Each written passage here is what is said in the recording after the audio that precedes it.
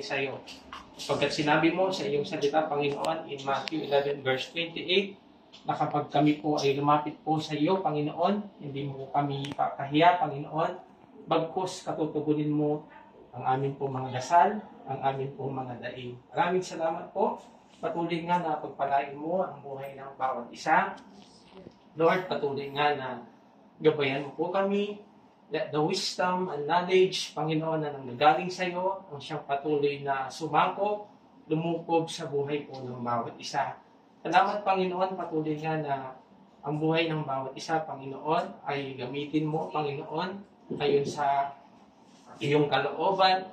Gamitin mo, Panginoon, ang buhay ng bawat isa sa purpose na ibinigay at pinagkaloob mo sa Amen. amin. Yes, Jesus.